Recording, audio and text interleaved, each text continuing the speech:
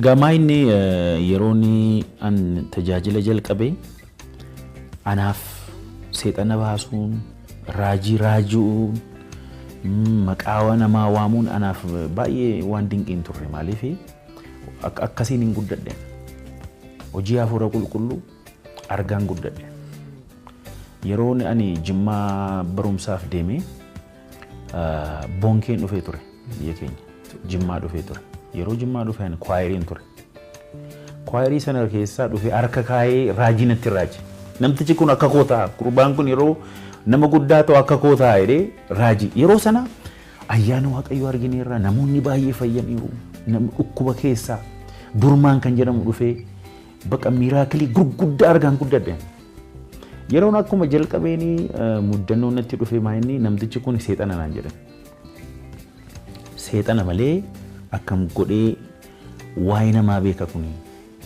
Sudaan deemee namtichi tokko matsayitii irratti na baase Sudaanii deemee achitti dimamee dhufee seexanaanii naan jedhanii matseeta 30 irratti barreesse achi booddee wanta tokko hojjetee jedhanii poolisiidhaan neessisuudhaaf asiif achi fiigaa turanii rakkoo gidiraa cimaa keessan darbee haati manaa koo ulfa ji'a 7 turte bilbilatti bilbilanii abbaan manaa kee sibiilaan mataa isaa rukutanii booyi keessa dhiigi isaa dhangalaa jira dafii kottu innaan bishaan see dhangalee yeroon waldaadhaa dhufu iseen du'uu fi makiinaa oofaan hospitaala geesseen yeroon hospitaala geessu egaa isee fayyisuu akkamis goonii hin dandeenya mucaan kee garuu fayyuu naan jedhanii achi bakkaani mucaan hin du'adheen ture mucaan yeroo dhalatu kiiloo 1 fi tuqaa wayiiti achi isa darbatanii achi kaanii iseen hin fayyite gurbaanis egaa gurbaa gosa lammaffaatiin duuni achi booddee namoonni tokko dhufanii birrii 700 yoonuu kennite malee maqaa kee balleessina biyya keessaa si'aa herregina naan jedhanii na sodaachisanii ani yeroo sana 700 dhiisiitti 7,000 qaba fidinaa jedhan eessaa fideen siinii kenna yoon qabaadde siinii kennu maqaa na balleessaan jedhanii achi na rakkisanii yeroo san akkammaa miti anis ganaan jalqabee nanna'a baay'een sodaadha Facebook irratti na arrabsu achi biyya South Africa deemee biyya South Africa yeroo deemu Kobos namtichi jedhamu tokko jira abbaan isaa baay'ee hiilingiidhaan tajaajila yeroo makiinaan darbu waldaa isaa argee achi galee yeroo galu namtichi du'eera achuma waldaa keessatti awwaalameera mucaa isaan argee jechuudha Kobos Junior kan jedhamu abbaan koo naan jedhe abbaan koo biyya Itoophiyaa dhufuudhaaf tuma dheebootu du'e naan jedhe baay'een gaddatu gatii inni Itoophiyaan dhufneef naan jenna maaliif ati dhuftu hin jedhe kottu hin jedhe ani waan gadhee yaadee miti dhugaa yeroonni as affeereenii fidu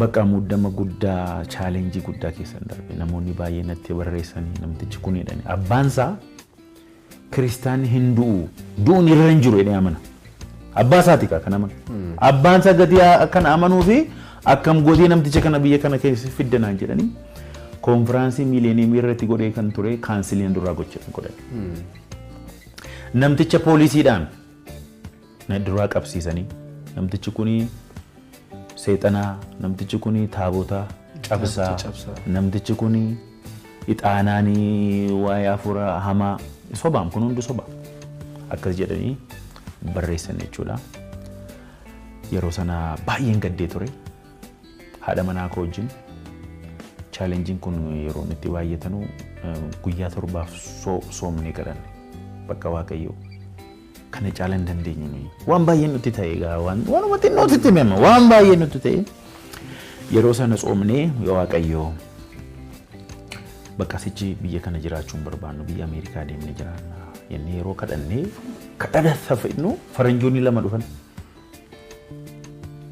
waldaa sinii kanina makiinaa sinii kanina mana sinii kanina namooti 300 jiru 300 biyya Ameerikaatti baay'eedha.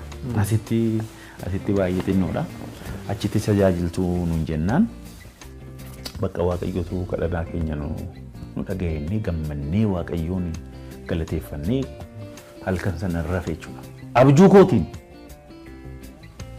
namtichi tokko wayyaan isaa ifa fuulli isaa hin argamu ifaadha. Amaariffaan natti taasise. Biyya kana keessaa baatee Ameerikaa deemtu taanaan harka duwwaa. Umaatuun hojjetiin gaddi kee caccabdee as deebisanaan jedhe. Asteenyaan garuu gidiraan kun hundumtuu hin darbaa. Chaalenjiin kun hundumtuu hin darbaa. Biyya abbaa biyya kanaan si godha waaqayyo. Naan jedhee abjuu kootiin arge yeroon abjuu koo keessaa ka'u haati manaa koo irroon miti dafqiteetti. Abjuu kana hin argan. Isheen immoo irroon miti maal taateen jedheen kaaseeni. Ani waan argine garuu keessi koo maal akka ta'e hin beeku naan jedhe itti hime. Hin gaddite isheen. Isheen immoo asii barbaadde ture. Tu deemnee achi jiraanyee barbaadde. Egaa waaqayyo nutti dubbateera. Na arrabsanu ammarraatti namoonni nan arrabsine hin jiranu nama tokkoof deebisee hin beeku.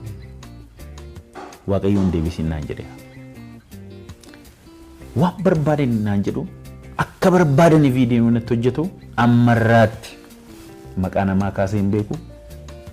Kun sirriidhaa kun sirrii miti jedhee waa'ee koo diffeenni godhee hin beeku. Kan koo diffeendariin koo waaqayyo gatii ta'eef. Ammarraatti waan baay'ee jedhama waa'ee koo maaliif callista maaliif hin deebistu maaliif hin deebisa. Kanaaf anaaf kan naa deebisu hojii kooti anaaf kan naa deebisu waaqayyo sana na waame malee ana miti. Ammarraatti ati kaatee taamiraat akkasi jennaan an viidiyoodhaan dhufee akkasi miti jedhee naasawaan. Ani isaaf hin waamamne an kan hin waamame sagalee waaqayyo hafuura waaqayyootiin gara namaatti dabarsinaan jedhee waaqayyo. Waa'ee kootii fi xabaqaan koo waa'ee kootii fi deebii kan kennu isa mataa isaatii sana na waame malee ana miti. Akkasiin hin jiran marraatti jechuudha. Egaa kana kaasuun keessa nafne apoostil sila waa'ee galma miilineemis kaasaa turtanii waa'ee keessummaa dhufanii sagantaa sun akka haqame tarii namoonni kaanis beekuu danda'u. Kana waliinis immoo keessummaa yeroo affeeranii biyya alaadhaa yeroo baay'ee kan waaman CJ'n wantoota jedhamutu hin jiraata. Asumaan qabsiisanii osoo nutti himtanii namoota yeroo affeertan sagantaa guddaa kruusiidis haa ta'u konfiraansii namoota biyya alaadhaa affeeruu baay'inaan kan jedhamu jiraatame waliin qabsiisanii uuman nutti himtanis gaariidha. Egaa maayinni waldaan Kiristoos kan Itoophiyaa miti. Kan Itoophiyaa duwwaa miti. Obboloota qaban Itoophiyaa alaa. Kan keenya hundumtaa Itoophiyaa gochuu barbaadan. Kan Oromoo duwwaa miti, kan Amaaraa duwwaa miti, kan Itoophiyaa kan Afrikaa duwwaa miti. As a body of Christ Itoophiyaa alaa arguun nurreera. Namoonni gurguddaa waaqayyoo dhufanii biyya kana keessatti tajaajiluu turreera. Balbala irratti cufamu hin barbaadamu. Namoonni yeroo dhufanu hin barbaadamu bakka. Namoota gurguddaa biyya kana akka dhufanuu fi waaqayyo balbala akkan banu natti dubbateera. Anis mataan koo immoo Itoophiyaa ala deemee akkan tajaajilu waaqayyo natti dubbateera. Kanaaf namoota akka Maaldonaaldoo jechuun nama guddaa waaqayyooti dhugaa. Nama guddaa nama kabajamaa nama waaqayyooti. Namtichi kun yeroo dhufe namoota baay'eedhaaf barumsa barsiiseera. Yeroo baay'ee akkasiin affeera. Maaliif waldaan keenya konfiraansii hin barbaachisu. Konfiraansii jechuun akka namoonni dhufanuuf miti. Namni dhufee waldaan keenya guutee overflow guutee akkam goonee yeroo hunda konfiraansiidha konfiraansiin goona. Yoo konfiraansiin goone immoo maal goona? Namoota biyya alaatii namoota gurguddaa dibamaa as finna jechuudha. Garuu waldaa keenya irratti kan tajaajilan immoo jiru biyya keenya keessa. Namoota gurguddaa namoota kabajamoo dhufanii tajaajilaa jiru. Gara fuulduraatti sinuma tajaajilu jechuudha. Baay'ee gaariidha. Egaa wantoota kana kaasuun keenya rafne tajaajilli yeroo ammaa waldaa kiristaanaa keessatti gara raajummaatti yeroo baay'ateedha. Namoonni baay'een tarii tokkoon beekamtiidhaaf ka'anii waa jedhu wantoota baay'eedha amma keessattuu amma yeroo ammaa kana wanti dhageenyu wanti argaati jiru waan baay'eedha. Keessattuu wangeelan qabatee waldaa wajjin qabateedha wantoonni kun immoo ta'aatii kan jiranii. Egaa isin immoo waa'ee kanarratti maalum jettu haala amma jiru kana keessatti wangeela gooftaa keenya Yesuus Kiristoos dhalootaan biraan ga'uudhaafis akkasuma waldaa kiristaanaa bu'uura irratti guddisuudhaaf dabalaatii adeemuudhaaf mee ergaa maalii nuu qabdu haala amma jiru kana wal qabsiistanii? Egaa amma yeroo rakkisaa keessa jirra akkuma beekamutti namoonni sagalee waaqayyoo caala raajummaa sign wonders kana barbaadu. Kana baalaansii gochuu barbaachisa. Namoonni tokko tokko immoo sagalee waaqayyoo duwwaatee barbaachisa. Waa'een hafuuraa, waa'ee raajummaa, waa'ee sign wonders hin barbaachisu kan jedhanis jiru. Andi lammanuu sirrii miti hin jedha. Foundationiin keenya sagalee waaqayyoo ta'uu turreera.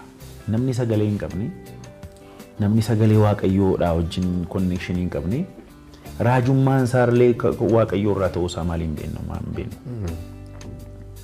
Kanaaf rakkoon kan dhufe maayinni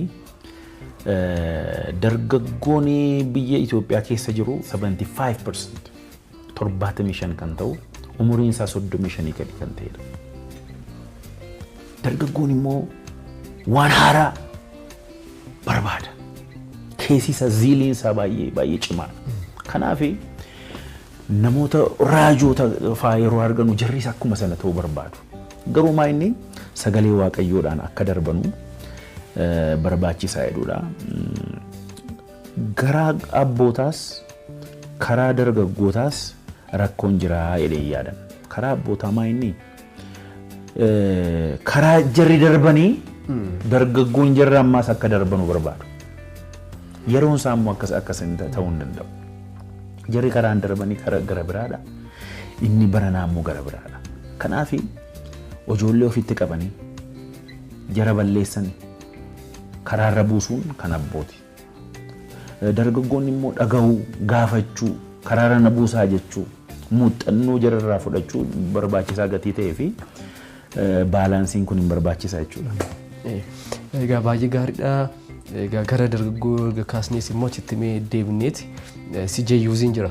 Dargaggoonni CJ jiranii mee tajaajila akkamiidha isaaniif kan kennitan dargaggoota guddisuu irratti gama afuuranis ta'uu danda'a, gara biraatiin barnoota ta'uu danda'a, waan qaban gama ittiin guddifatan ijaaruu irratti mee akkamittidha dargaggoota kan qabdanii itti dabalees immoo dargaggoota waliigalaa nu dhagaatii jiranii fi waldaa gara biraas jiran biyya keenya keessa jiraniif ergaa qabdanuu jiraate. Egaa akkuma isin jedhee parsantiin 75 kan ta'u umuriin isaa 35 gadi akka ta'e statistiksiin Itoophiyaa naasaa. Dargaggoonni egaa sagalee waaqayyoo malee waaqayyoon malee eessayyuu ga'uu hin danda'amu. Kan uumamne kan biyya lafaarra kan jiru nuufituu hin ta'in isaaf. Kanaaf dargaggoonni sagalee waaqayyootiif yeroo kennuutu irra jira. Waldaan keenya torbanitti guyyaa 2 dargaggoonni hin baratu sagalee waaqayyoo. Wajjiniin immoo yeroo diskashinii qabu. Konfiraansii immoo kan dargaggootaa waggaa 4 gooneerra kanaan dura. Konfiraansii gurguddaa goonaa fi hin barsiisnaa. Yeroo immoo sagalee waaqayyoo ana duwwaatu hin ta'in jarri mataa jaraatiin akka shaakalanuu akka barsiisanuu sagalee waaqayyoo wajjin yeroo akka dabarsanu hin goona. Egaa yeroon isaa yeroo dhumaa gatii ta'ee fi dargaggoonni yeroo jaraa kan fudhatu waan baay'eetu jira amma. Yeroo nuyi haayiskuulii turre, yeroo nuyi elementarii turre fi yeroon amma ijoolleen keenya jiranu baay'ee adda. Garaagara gatii ta'ee fi yeroo jaraa kan fudhatu, sammuu jaraa kan fudhatu waan baay'eetu jira yeroo kana.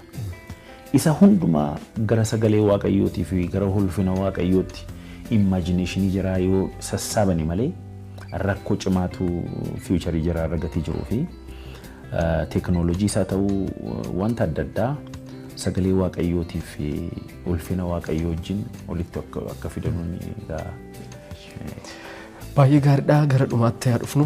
Egaa baay'ees haasofne. Anis akka yaadee miti afaan Oromoo baay'ee haasoftu isin.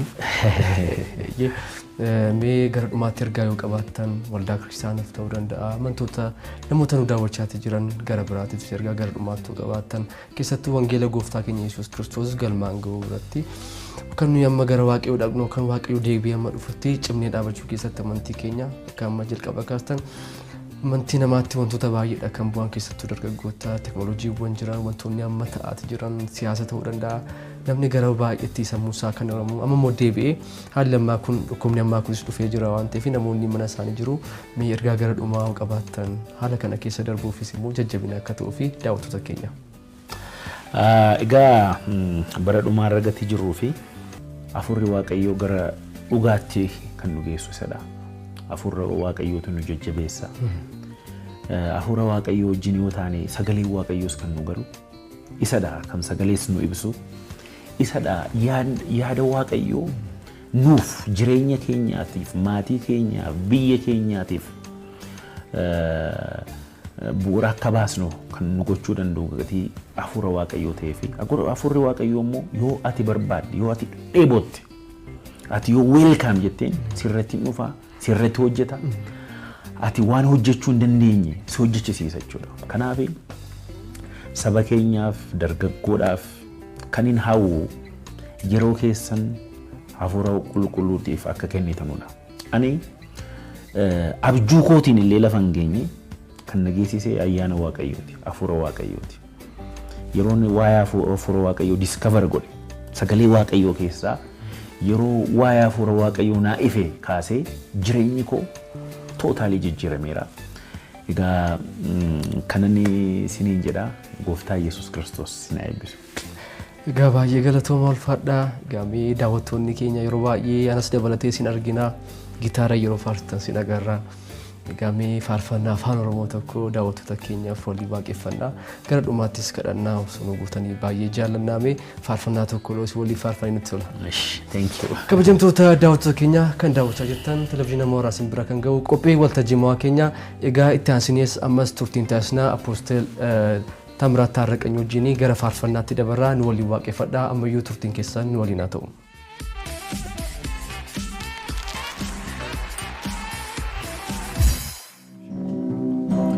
Hallelujah, hallelujah, hallelujah, hallelujah, hallelujah, hallelujah, hallelujah. Nugafa furan, hallelujah, sifsadana, hallelujah, siwakifana, hallelujah, garakulan, hallelujah. Arjuman waaqayyo amma banti waqa bararumman sasbaye amma mulfagata waaqayyo gaariidha guyyaa gidirati urgaman sisa dutti baqannati. Hallelujah, hallelujah, hallelujah, hallelujah, hallelujah, hallelujah. Hallelujah, hallelujah, garaman, hallelujah, sifsadana, hallelujah, siwakefana, hallelujah, garagulan, hallelujah. Arjuman waaqayyo amma banti waqa bararumman sasbaye amma mulfagata waaqayyo gaariidha guyyaa gidirati urgaman sisa dutti baqannati. Hallelujah, hallelujah, hallelujah, hallelujah, hallelujah, hallelujah, hallelujah, hallelujah.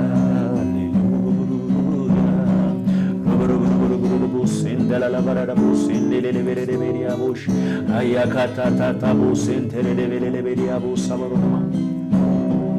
Arjuman waaqayyo amma banti waqa bararumman sasbaye amma mulfagata waaqayyo gaariidha guyyaa gidirati urgaman sisa dutti baqannati.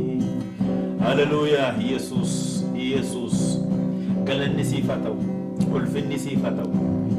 Hallelujah, hallelujah, hallelujah, hallelujah. Ammanan kadhadha afurri qulqullu Afuurri qulqulluuf sagantaa kana argaa kan jiran hundumaa irratti abiddi waaqayyoo irratti akka dhufu maqaa gooftaa Yesuusiitiin kadhadha. Maqaa gooftaa Yesuus Kiristoosiin, maqaa gooftaa Yesuus Kiristoosiin kan dhukkubsate haa fayyu, kan gadde haa gammadu, afuurri kee irratti haa dhufu. Tajaajilaa kan ta'anii televizyiinii kana argaa kan jiran hundumtu dibanni haaraa ayyaanni guddaan maqaa gooftaa Yesuus Kiristoos irratti akka dhufu nan kadhadha. Maqaa gooftaa Yesuus Kiristoosiitiin. Ameen. Hallelujah. Apostel Taamiraat Taarriqany nama waaqayyoo baay'ee sin galateeffannaa turtii si waliin taasisnetti baay'ee gammanneerraa firraa keenya kabajanii mana keessanitti waan nu afeertanii fi galanni keenya guddaadha. Anis baay'ee gammadeeraa gatii na kabajtanii mana koo dhuftanii sagantaa bareedaa kana isinii wajjin akkan dabarsu gatii na affeertaniif baay'een galateeffadhaa. Gooftaa Yesuus isin haa eebbisu. Faadhaa waaqayyo isin haa eebbisu, eebbifamaa maatii keessan hundumaa waaqayyo haa eebbisu. Waaqayyo jedhe immoo yeroo biraa sagantaa biraatti walagarraa. Kiristiitti baay'ee sin galateeffanna. Thank you. Amen. Kabajamtoota daawwattoota keenya daawwachaatii kan turtan qophii televezyiina Mooraa Simbira gaa ture qophii waltajjii moodha. Egaa qophiin keenya har'aa kana gaammaatti daawwachaa turtan fakkaata ture. Egaa ni qophii kana qopheessuudhaan turtii si waliin kan taasise Galataa Jaaraa ogeessota istiidiyoo mara waliin ta'uudhaani torbee qophii gara biraatti nagaa wal agaruutti fayyaa ta'aa. Waaqayyo abbaa torbee dhufuun waa taasisu ulfaadha.